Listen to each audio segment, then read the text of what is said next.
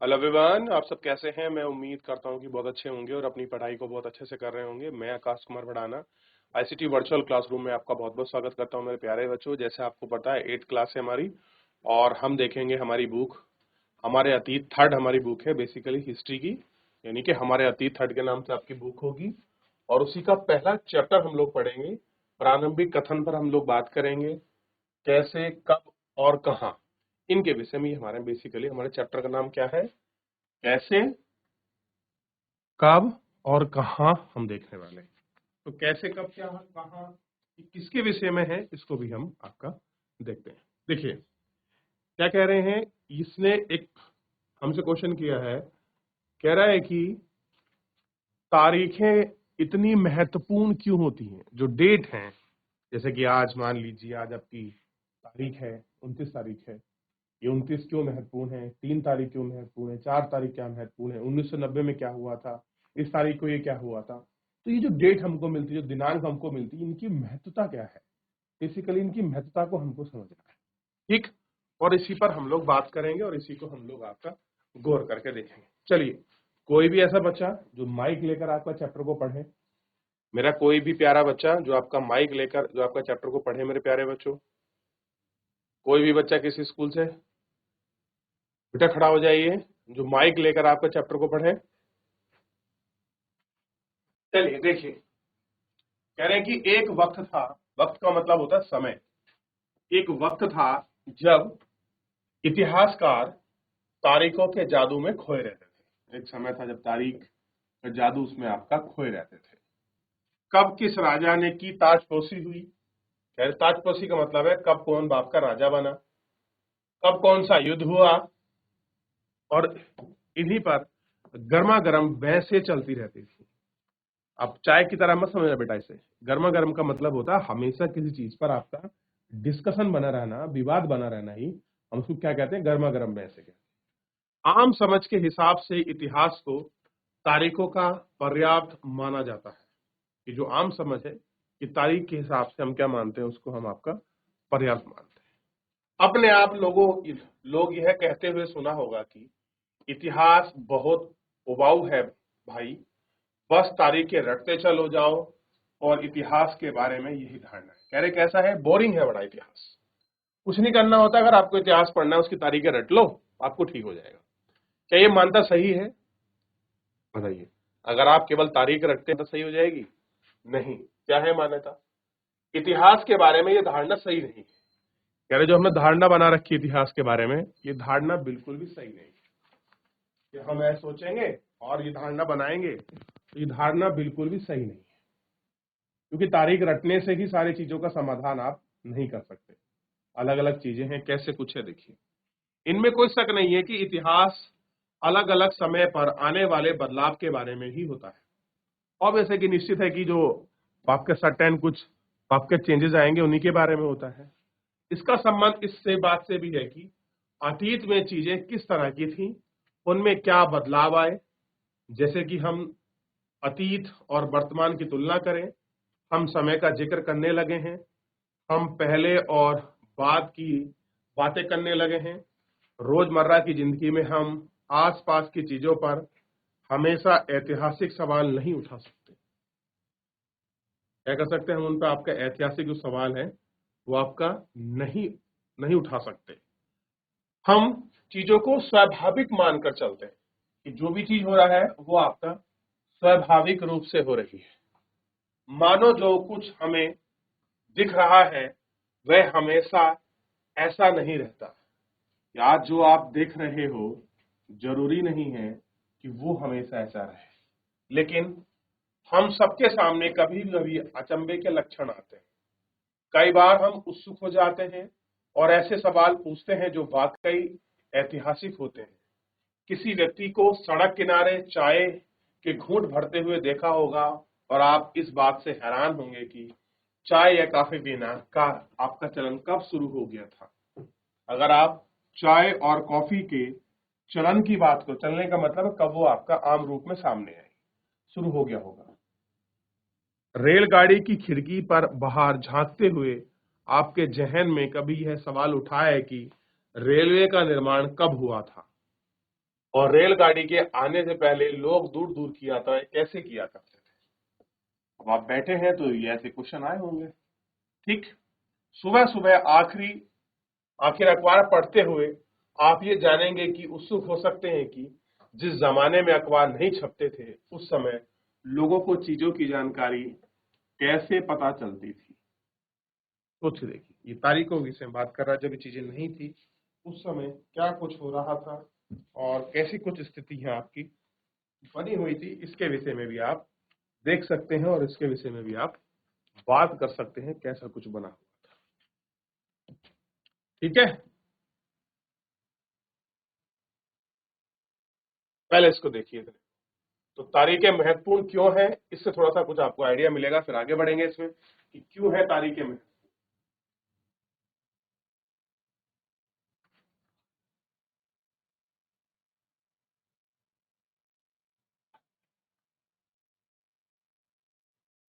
चलिए आगे बढ़े। इसका संबंध इस बात से ही आप चीजों को देख चुके हैं कैसे कुछ है। देखिए, ये वाला इमेज आप एक बार देखिए, देख लिया, महारानी बनी हुई है और आप इनको अच्छे से गौर करके देख सकते हैं। ठीक है, कह रहे हैं कि ब्राह्मण विक्टोरिया को शास्त्र भेंट करते हुए जेम्स डेनले द्वारा इसे आपका तैयार किया गया है। 1782 में रॉबर्ट क्लाइव ने रेनले के हिंदुस्तान के नक्शे पर तैयार करने का काम सौंपा था। भारत पर अंग्रेजों की विजय के समर्थन में रेनले ने वर्चस्व स्थापित करने की प्रक्रिया में आपके नक्शे तैयार करना बहुत महत्वपूर्ण लगता था। इस तस्वीर में दिखाया गया है कि भारत के लोग स्वेच्छा से अपनी प्राचीन पवित्र ग्रंथ ब्रिटिश सत्ता के प्रति ब्रिटेनिया को आपका सौंपते रहे और मानो वे भारतीय संस्कृति की रक्षा के लिए अग्रसर हो। कैसे हो कि मान लो भारतीय संस्कृति की रक्षा के लिए कैसे हो, अग्रसर आपका रहे।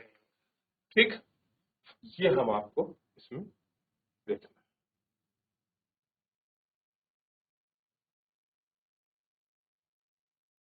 ऐसे ऐतिहासिक सवाल हमें समय के बारे में सोचने के लिए प्रेरित करते हैं। यानी जो ऐसे ऐतिहासिक सवाल उठते हैं वो हमें सोचने के बारे में आपका प्रेरित करते हैं। समय को हमेशा साल या महीनों में नहीं देखा जा सकता। आप अगर साल को हमेशा साल में महीनों में काउंट करोगे तो ये हमेशा आप इसको नहीं देख सकते। ठीक, मना कर रहा है राइटर कि नहीं देख सकते। कई बार ऐसी प्रक्रियाओं के लिए कोई तारीख तय करना वाकई गलत होता है। अगर आप किसी प्रक्रिया किसी एक्शन के लिए अगर कोई आप तारीख निश्चित कर दो कि ये चीज ऐसे इसी तारीख को ही होगी तो वो भी गलत है। जो एक लंबे समय तक चलती रही है, भारत के लोगों ने अचानक एक दिन सुबह उठ के चाय पीना शुरू नहीं कर दिया था। अगर मैं आपसे पूछूं कि डेट के बारे में बताइए, तारीख चाय के बारे में, तो क्या आपको एक निश्चित बता सकते हैं कि इस दिन उन्होंने चाय पीना शुरू कर दिया था भारतीयों ने? नहीं बता सकते ना। तो क्या आपने किसी कहानी को, किसी इतिहास की पॉइंट को, किसी पुरानी चीज को आपने तारीखों में आपने बांध लिया? नहीं बांध पाए, क्योंकि क्या एक दिन ही भारतीय लोगों ने सुबह उठ के अचानक चाय पीना शुरू कर दी। इसका स्वाद धीरे धीरे उनकी जबान पर चढ़ गया। इस तरह की प्रक्रियाओं के लिए कोई स्पष्ट तिथि नहीं हो सकती। इस तरह हम ब्रिटिश शासन की स्थापना के लिए कोई एक तिथि नहीं बता सकते। यानी कि सिंपल कह रहा है, हमको ये नहीं कह सकते कि भैया जो ब्रिटिश लोग भारत में आए हैं वो इस तारीख को आए थे और इस तारीख को उन्होंने आकर अपना शासन शुरू कर लिया, सब कुछ पे कब्जा कर लिया। ये हम चीजें एक दिन में नहीं बता सकते। कह रहा है कि राष्ट्रीय आंदोलन किस दिन शुरू हुआ, अर्थव्यवस्था या समाज किस दिन बदलाव आया, यह बताना भी संभव नहीं है। ये सारी चीजें एक लंबे समय में घटित होती हैं। ऐसा हम सिर्फ एक अवधि की बात कर सकते हैं। यह एक लगभग सही अवधि के बारे में बताता है। जब वे खास बदलाव देखने के लिए शुरू होंगे तो फिर लोग इतिहास की तारीख को जोड़कर देखते हैं। जोड़कर ही क्यों देखते हैं? कह रहे जब ये चीज किसी खास बदलाव को दिखाई देते हैं तो इतिहासकार उन चीजों को तारीख से जोड़कर क्यों देखते हैं? ये जुड़ाव की एक वजह है कि समय था जब युद्ध और बड़ी बड़ी घटनाओं के ब्यौरों को इतिहास माना जाता था। अगर कोई युद्ध हो गया या कोई ऐसा बड़ी इवेंट हो गया, अकाल पड़ गया, बाढ़, सुनामी, बीमारी फैल गई, तो हम क्या मानते थे, उस समय का चीजों को लिखते थे। इतिहास राजा महाराजाओं और उनकी नीतियों के बारे में होता था कि कैसा कोई राजा है, कैसा कोई महाराजा है, क्या उसने नीति करी, शासन प्रशासन व्यवस्था, सामाजिक सांस्कृतिक पहलू कैसे थी, कैसे कर वसूलता था, कैसे उसने विजय प्राप्त करी, इन सब चीजों के बारे में उसका वितरण हमको देखने के लिए मिलता है कि बेसिकली चरित्र वितरण क्या था।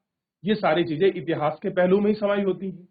अब देखिए, वे कौन से साल में राजा का ताज पहना, किस साल उसका विवाह हुआ, किस साल उसके घर में बच्चा पैदा हुआ, कौन सा साल वहां पे लड़ाई लड़ी, वह कब मरा, उसके बाद कौन सा गद्दी पर बैठा, इस तरह की घटनाओं के लिए निश्चित तारीख बताई जा सकती है। कह रहे कि कुछ चीजें ऐसी जिनके लिए हम बिल्कुल निश्चित तारीख बता सकते हैं। ठीक है, ये सारी चीजों को ना जिक्र करा कि हम किन चीजों के बारे में जो उसकी एक सर्टेन डेट है उसको हम डिफाइन कर सकते हैं। जैसा कि पिछले 2 साल की इतिहास की किताबों में अपना कर देखा है, अब इतिहासकार बहुत सारे दूसरे मुद्दे और दूसरे सवाल के बारे में भी लिखने लगे हैं, इस बात पर ध्यान देते हुए कि लोग किस तरह से अपनी रोजी रोटी चला रहे हैं, वे क्या पैदा करते हैं, क्या खाते हैं, शहर कैसे बने और बाजार किस तरह फैले, किस तरह की रियासतें बनी, इनके विचार पनपे, संस्कृति समाज किस तरह से बदले। अब आप इन सबको आप क्या तारीख में फिट कर पाओगे, बताइए, सोचिए, थोड़ा विचार करिए कि किन चीजों को हम तारीख में आपका डिफाइन कर सकते हैं, कौन सी चीज है जिनको हम तारीख में आपका डिफाइन नहीं कर सकते। गौर करके देखिए, फिर आगे बढ़ते हैं। तो अब आपको क्लियर हो गया होगा कि हम किन चीजों को तारीख के अंदर देख सकते हैं, किनके बहुत सारी चीजें जिनको हम तारीख के अंदर नहीं देख सकते। ये चीज आपको बड़ी स्पष्ट रूप से क्लियर हो गई होगी कि किनको हम तारीख के पैमाने में लेके आए, किनको हम तारीख के पैमाने से बाहर रखें। तो ये सारी चीजें अगर आपको क्लियर है, ये लाइन पूरा क्लियर हो जाता है, तो किसी प्रकार की कोई दिक्कत आपको नहीं रहेगा। तो एक बार देख लीजिए, कोई डाउट है, कुछ क्वेरी है, पूछ लीजिए।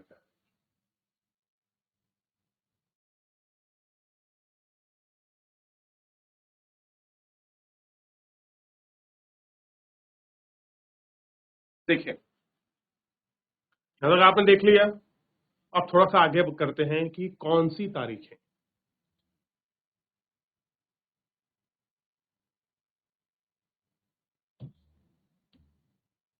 कुछ तारीखों को महत्वपूर्ण मानने का पैमाना क्या होता है कि आप किसको कहेंगे कि ये चीजें इंपॉर्टेंट है, तो उसका कुछ वो आपका पैरामीटर आपने बना रखा है, कैसे आपने उसको फिट किया है। जो हम तारीखों को चुनते हैं, जिन तारीखों के इर्द गिर्द हम अतीत की कहानी बुनते हैं, वे अपने आसपास में महत्वपूर्ण नहीं होती हैं। इसलिए महत्वपूर्ण नहीं होती क्योंकि हम कुछ खास घटनाओं को महत्वपूर्ण मानकर चलने लगते हैं। अगर महत्वपूर्ण का विषय बदल जाता है और हम नए मुद्दों पर ध्यान देने लगते हैं, तो महत्वपूर्ण तारीखें भी बदल जाती हैं। ऐसी हैं जो महत्वपूर्ण डेट हैं, जो तारीख है वो भी आपका बदल जाती है।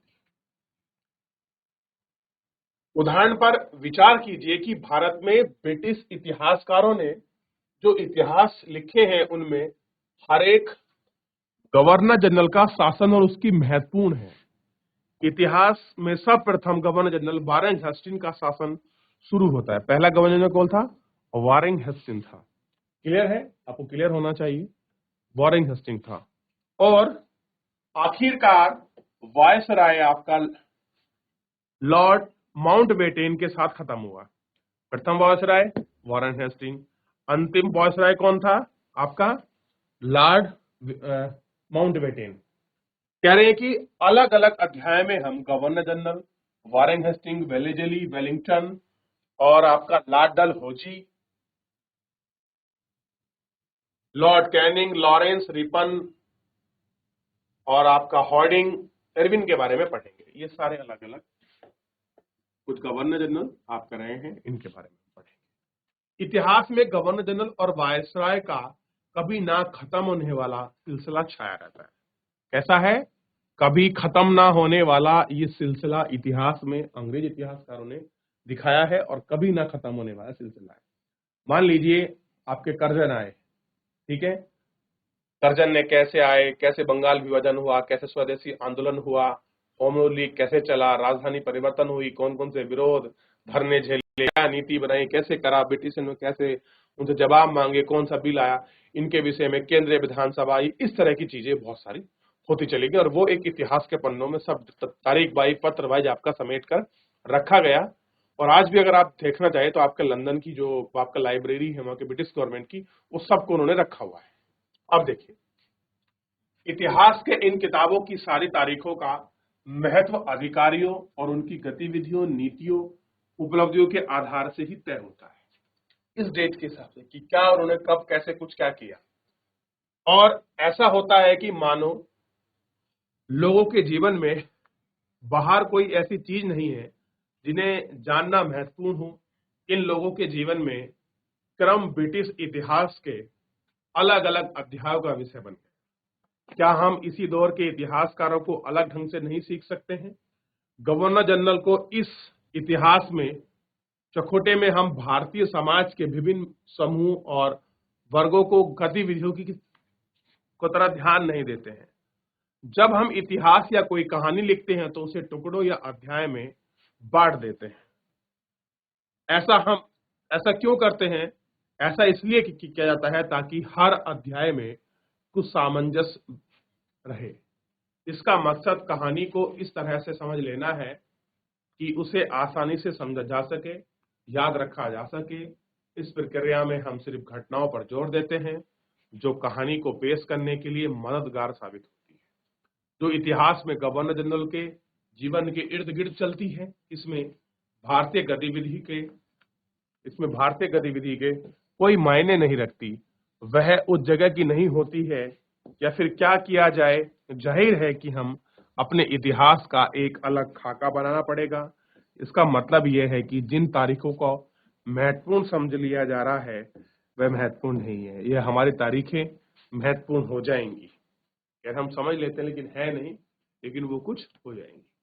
ये सारी चीजों को थोड़ा सा आपको इसमें ध्यान देना था कि तारीखें कैसे और क्या थी। अब देखिए, ये वारेन हेस्टिंग है, ठीक।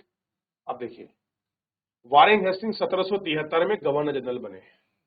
इतिहास की किताबें में वायसराय गवर्नर जनरल के कारनामों यानी कि जो भी उन्होंने काम किए हैं और जीवनियों में उनका गौरव गाथा, क्या क्या अच्छा काम किया, कैसे कुछ किया, ब्रिटिश सत्ता को बंगाल में कैसे स्टेबल किया, आगे शासन को कैसे चलाया, जो उनकी प्रशंसा के बारे में लिखा गया वो क्या है, उनकी गौरव गाथा है। क्या है? गौरव गाथा। और तस्वीर में उन्हें भव्य व्यक्ति के रूप में उभारा है। देख रहे हैं किस तरह से एक आकर्षक ड्रेस पहनाकर उनको फोटोग्राफ किया गया।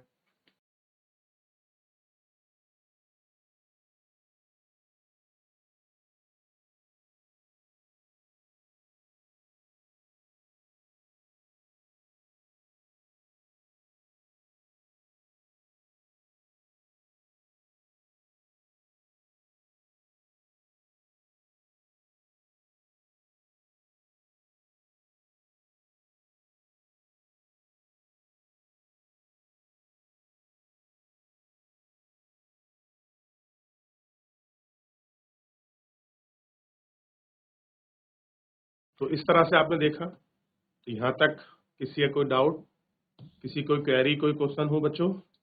कोई भी बच्चा किसी स्कूल से कोई क्वेरी, कोई क्वेश्चन आपका है तो मुझसे पूछ सकते हैं। देख लिया बेटा आपने तारीखों के बारे में यहाँ तक? ऐतिहासिक पृष्ठभूमि के रूप में हम इनको महीनों में नहीं मान सकते। स्टार्टिंग में हमारे तारीख क्यों महत्वपूर्ण है, किस तरह से हम बात करते हैं। यहाँ तक किसी बच्चे कोई क्वेरी, कोई क्वेश्चन? चलिए, तो फिर वापस अपने चैप्टर पर आगे बढ़ते हैं और उनको गौर करके देखते हैं। आइए, कह रहा है कि हम अवधियां कैसे तय करते हैं। चलिए तो देखते हैं कैसे हम इनको आपका निश्चित करते हैं। अवधि को हम कैसे तय करते हैं? 1817 में स्कॉटलैंड के अर्थशास्त्री और राजनीतिक दार्शनिक जेम्स बील ने 3 विशाल खंडों में a history of British India, कहाँ के हैं? 1817 में स्कॉटलैंड के अर्थशास्त्री भी हैं और आपका राजनीतिक दार्शनिक भी है, नाम है जेम्स मिल। याद रखना, बहुत बार आपको पढ़ने को मिलेगा हिस्ट्री में इनका नाम, जेम्स मिल। इन्होंने क्या किया है, जो भारतीय इतिहास है, क्लियर है, जो भारतीय इतिहास है इन्होंने 3 काल में उसको बांटा हुआ है। आइए देखते हैं कौन कौन से काल में। तो उन्होंने एक बुक लिखी थी, आ हिस्ट्री ऑफ ब्रिटिश इंडिया, यानी कि ब्रिटिश भारत का इतिहास। इन्होंने एक बुक लिखी, खंडों के नाम से प्रकाशन किया। ठीक, यही बुक है उनकी, आ ब्रिटिश ऑफ इंडिया, ब्रिटिश भारत का इतिहास। इस किताब में इन्होंने भारत के इतिहास को हिंदू, ये थोड़ा सा आपको ध्यान देना है,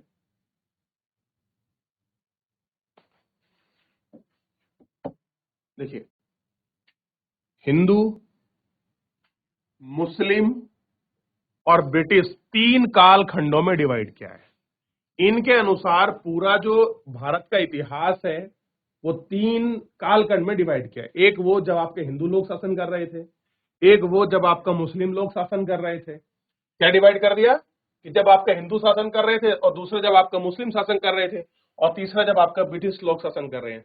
तो उन्होंने पूरे भारतीय इतिहास को 3 कालखंडों में डिवाइड कर दिया, अवधियों में। क्लियर है, हिंदू, मुस्लिम और ब्रिटिश।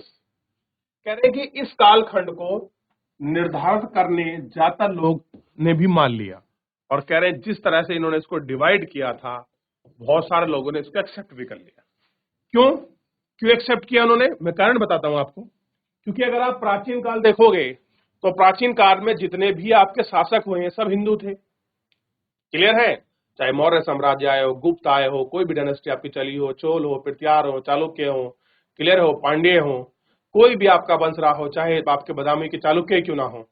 क्लियर है, तो जितने भी प्राचीन काल में आपके वंश रहे हैं, चाहे सातवाहन वंश हो आपका, क्लियर है, ये सारे वंश कैसे थे, हिंदू थे, इसलिए इसको कह दिया गया हिंदू काल। अच्छा, अब क्या होता है, जब 1100 हमने कल अगर आप लोगों ने 7th क्लास का आपको चैप्टर नंबर 3 याद हो तो आपको वहां साफ होगा कि कैसे आपका जब आपकी तराइन की लड़ाई होती है, सेकेंड लड़ाई होती है 1192 आपका 92 में, क्लियर है, तो तराइन की द्वितीय लड़ाई में वो आपका पृथ्वीराज चौहान हार जाता है। क्लियर है आपको, और पृथ्वीराज चौहान हार जाता है तो मोहम्मद गोरी दिल्ली पर कब्जा कर लेता है, और कब्जे के बाद क्या होता है, वहां से ही आपका गुलाम वंश आपका शुरू हो जाता है। ठीक, और आप जानते हैं कि जो उसका गुलाम था कुतुबुद्दीन ऐबक, वो शासक बनता है, उसके बाद इल्तुतमिश, फिर रजिया सुल्ताना शासक बनती है। इतना हमने देखा था। तो जब तक आपका ब्रिटिश लोग शासन के मतलब जब तक हिंदू शासन कर रहे थे, हिंदू के बाद जैसे आपके मुगल आए और मुगलों को समाप्त कर आपका ठीक, उसके बाद क्या हुआ, अंग्रेजों ने अपना शासन किया। आप जानते हैं कि जब आपका जो है बक्सर का जो आपका बैटल होता है और प्लासी का बैटल, तो बक्सर के युद्ध में इन्होंने पूरे बंगाल को अपने कब्जे में ले लिया। तो वहां से ही अपने इतिहास को एड ऑन करते हैं, और गवर्नर जनरल बनाया गया था वारेन हेस्टिंग को। क्लियर है, तो ये इस तरह से 3 पार्ट में बांटते हैं कि भैया एक समय था जब हिंदू लोग शासन कर रहे थे, एक समय था जब जो मुस्लिम थे वो लोग शासन कर रहे थे, एक समय है जब हम लोगों ने शासन किया। तो इस आधार पर पढ़ते हैं और इस आधार पर इसको बांट देते हैं इतिहास को। अब कुछ लोगों ने इसको एक्सेप्ट कर लिया कि बिल्कुल ठीक डिसाइड किया है। आप कह रहे हैं क्या आपको भारतीय इतिहास को समझने के लिए इस तरीके में कोई समस्या दिखाई देती है? कह रहे हैं कि जिस तरह से बाप का बांटा गया है, क्या कोई आपको समस्या लग रही है, या आपसे प्रश्न चिन्ह कर रहा है, प्रश्न पूछ रहा है कि क्या कोई समस्या है? आइए देखते हैं। हाँ, इसमें समस्या है। इतिहास को हम अलग अलग कालखंडों में बांटने की कोशिश क्यों करते हैं? पहला क्वेश्चन तो यह है कि हमको बांटना ही क्यों है अलग अलग कालखंडों में? ठीक, इसकी एक वजह यह है कि हम दौर की खासियत और केंद्र तत्व को पकड़ने की कोशिश करते हैं कि उस टाइम में क्या खासियत रही थी, सेंट्रल में कौन सी पावर थी, कौन लोग शासन कर रहे थे, ये हमारे कैच करने की कोशिश करते हैं। इसलिए ऐसे शब्द महत्वपूर्ण हो जाते हैं जिनके सारे हम समय को बांटते हैं। तो क्या करते हैं, कुछ ऐसे शब्द हमारे लिए कैसे होते हैं, महत्वपूर्ण, जिनके सारे हम इनको आपका बांट, ठीक, और अतीत के बारे में हम विचार को आपका दर्शाते हैं, और वे हैं एक अवधि से दूसरी अवधि के बीच बदलाव का क्या महत्व है। मिल को लगता है कि सारे एशियाई समाज सभ्यता के मामले में यूरोप से पीछे हैं। अब देखिए जेम्स मिल क्या कह रहे हैं कि जितना सभ्य समाज यूरोप का है, इतना कोई आपका सभ्य समाज है ही नहीं एशियाई सभ्यता। अब वो कहाँ के थे? यूरोपियन थे, और ये कहाँ के थे? एशिया के थे। ये कह रहे हैं कि एशिया का समाज इतना सभ्य नहीं है, क्लियर है, जितना हमारा समाज है। ठीक। इतिहास की उनकी समझ ये थी कि भारत में अंग्रेजों के आने से पहले हिंदू और मुसलमानों की तानाशाही को ही राज चलाते थे। कह रहे हमसे पहले मुसलमान थे, मुसलमान से पहले हिंदू थे, ये लोग शासन कर रहे थे। और यहाँ चारों ओर केवल धार्मिक बैर, जातिगत बंधन और अंधकारों का ही बोलबाला था। कैसा था? जातिगत बंधनों और इन सब का ही बोलबाला था। मिल की राय में ब्रिटिश शासन को सभ्यता की राह पर ले जा सकता है। अब जेम्स मिल कह रहे हैं कि भैया अंग्रेजी शासन ही ऐसा था जो इनको आपका सभ्य बना सकता था। इस काम के लिए जरूरी था कि भारत में यूरोप शिष्टाचार, कला, संस्थान, कानून लागू किए जाएं। कि अगर आप चाहते हैं भारतीय लोग सभ्य बने तो यूरोप की कला, इंस्टीट्यूशन और कानून को हमें मेंटेन करना पड़ेगा। मिल ने तो यहां तक आपका सुझाव दिया कि अंग्रेजों को भारत के सारे भूभाग पर कब्जा आपका कर लेना चाहिए, ताकि भारतीय जनता को ज्ञान और सुखी जीवन प्रदान किया जा सके। उनका मानना था कि अंग्रेजों की मदद के बिना हिंदुस्तान प्रगति नहीं कर सकता।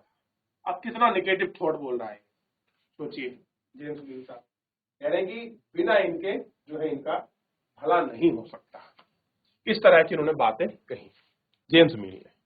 कि अभी जेम्स मिल कैसे इसको डिवाइड कर रहे हैं और क्या चीजें हैं, हम थोड़ा सा नेक्स्ट लेक्चर में लेंगे। तो एक बार थोड़ा आप लोग देखिए कि क्या जिस तरह से 3 पार्ट में हमारे इतिहास को डिवाइड किया गया है, क्या ये बाकी में सही है?